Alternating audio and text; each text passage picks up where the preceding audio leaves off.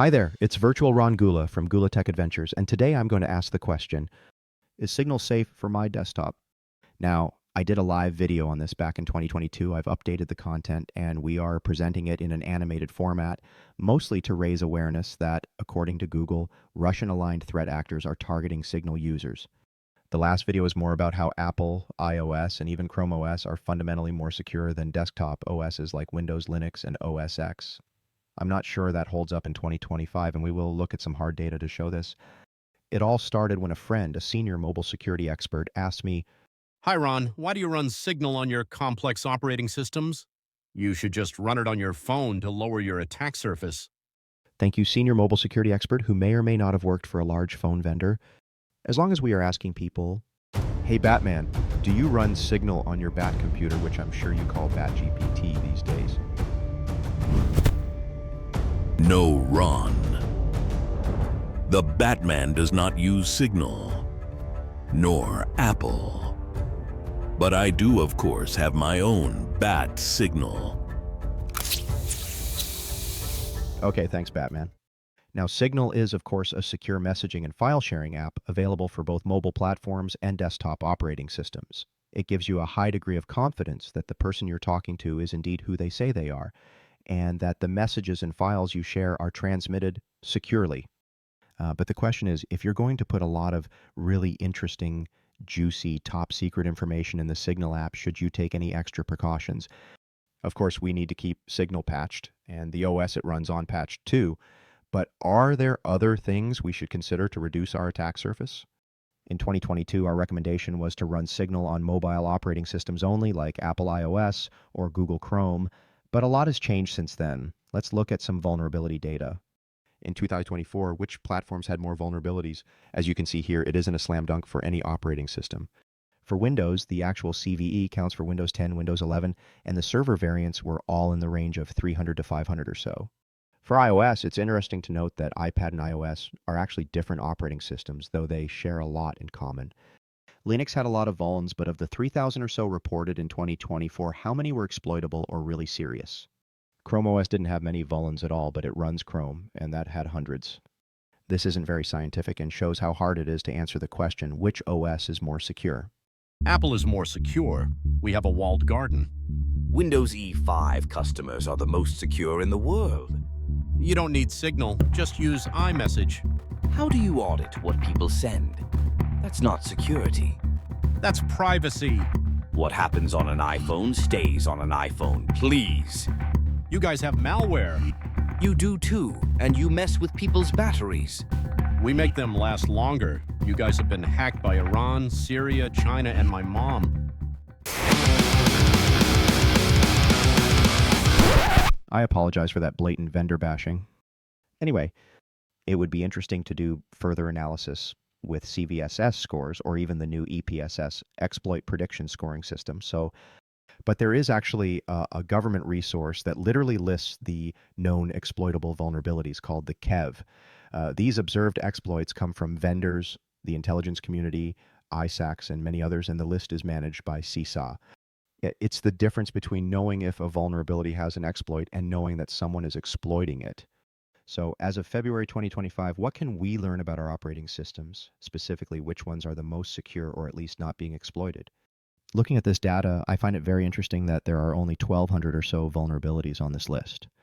When you think about the hundreds of thousands of vulnerabilities that exist, this is a very small percentage. Second, some of these vulnerabilities have existed for a very long time. Some are on the list from 2002. Do you even remember 2002? 2002? That's when Tobey Maguire's Spider-Man came out. Anyway, there are more than 200 different vendors on this list, including Fortinet, Cisco, Microsoft, Google, Apple, and so on. So how did our desktop OSs fare against mobile phones? Let's see.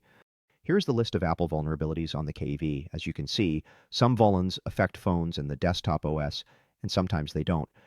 When you count them up, and I just totaled the amounts for iOS and any desktop OS, you get 72 for the phones and 62 for the desktop.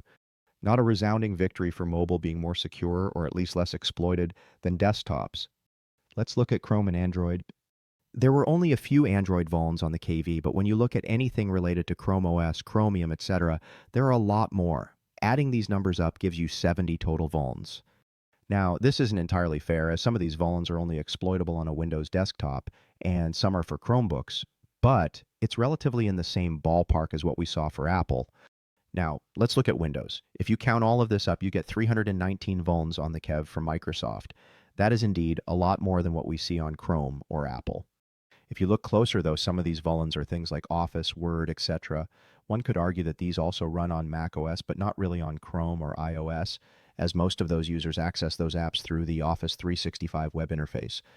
So if we compare the OSs on the Kev, here's what we see. Clearly, there are more vulns on Windows, 4 to 5 times as many. Now, is there bias in these numbers? Of course there is. If you wrote your own operating system and it was really insecure and no one used it, we may never hear about exploits for it. Maybe Windows is 1,000 times more secure than Apple, but we only hear about the exploits because there are 1,000 times more Windows users out there. But having said that, maybe I should have called this talk, Is Signal Safe for My Windows Desktop? Because it's not a good look for Microsoft. So this still begs the question, is Signal safe for your desktop? If you do run Signal on your Windows desktop, I hope you are using one of our Gula Tech Adventures portfolio companies, such as a patch management system like Automox, or accessing the internet with someone like Trinity Cyber, which actually counters exploits on the Kev on live traffic, or using an EDR like Huntress to prevent APTs, or Halcyon to prevent ransomware. As you can see, we add a lot of cyber vendors to Windows to make us feel good about its security, and that's a valid risk decision that's hard to argue against. Oh, hey, Predator. I have not seen you since the 5-slide pitch competition. I'm not hating on Windows. They simply have more vulnerabilities being exploited by Russia, China on the Kev list than any other vendor. Then,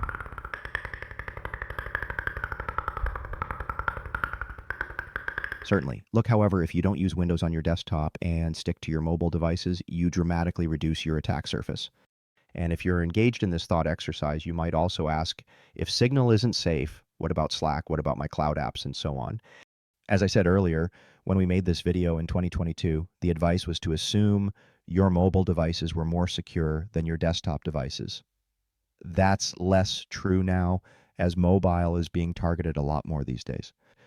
Fundamentally, a fully patched computer or mobile device might still have thousands or millions of new undiscovered vulnerabilities in it, and you also have to be concerned about supply chain attacks, which can affect anyone, really.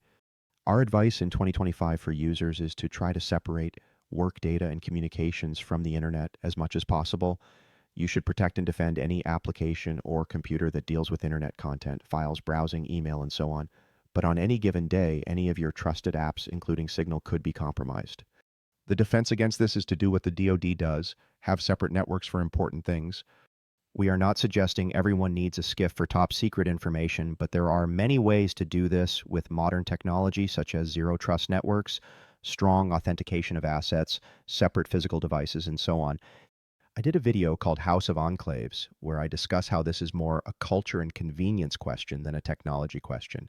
You have to make a decision as an organization to disconnect your most sensitive conversations and files from a potentially hostile internet. You have to give people a real reason to carry two phones. We need to get away from having a personal phone that connects to the internet and a work phone that connects to the internet and move to personal devices that can run authorized work applications like email and work devices that only connect to other work devices.